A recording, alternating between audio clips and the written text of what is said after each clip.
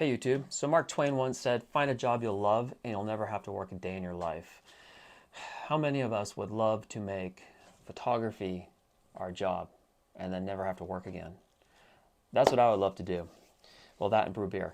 But outside of that, I started thinking about this more and more, these last few days and asked myself, well, what do I need? What is the one thing that I'm kind of missing in order to set this goal and kind of start taking steps towards it?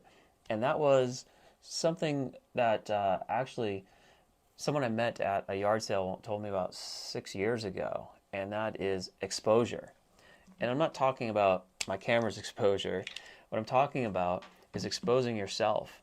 You're basically exposing what you do to outside people, and not by just posting on social media, because I think posting on social media is great and it's necessary, but a lot of the times is, especially when you're trying to work in a local environment and become a locally known photographer for anything, whether it's fine art photography all the way up to portraits, weddings, commercial photography, events, real estate, it doesn't matter, is that you need to expose yourself to this network of or sphere of people that need your services or know about you, who when they hear someone else needs your services, they know who to recommend and why.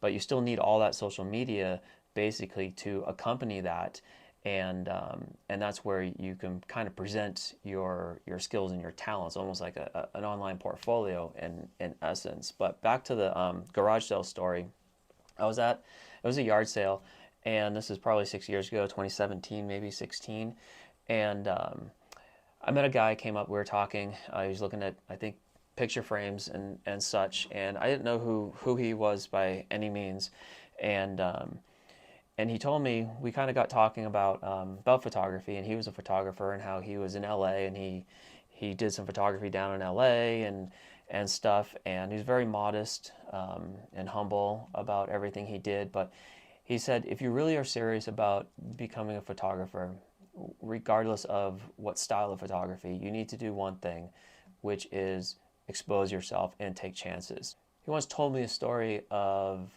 a day when he got a phone call saying, hey, we need you to come down and take some pictures for us. He's like, sure, no problem. Portraits, headshots, what's it going to be? And they're like, well, they're underwear models.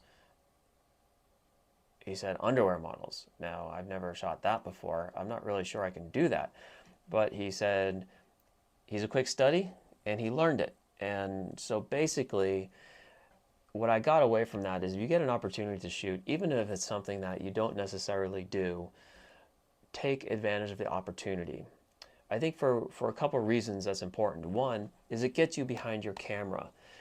It doesn't really matter what it is, whether it's landscapes, portraits, or shooting people in their underwear. The mechanics of your camera and the settings of your camera, how you use it, are important to get comfortable with.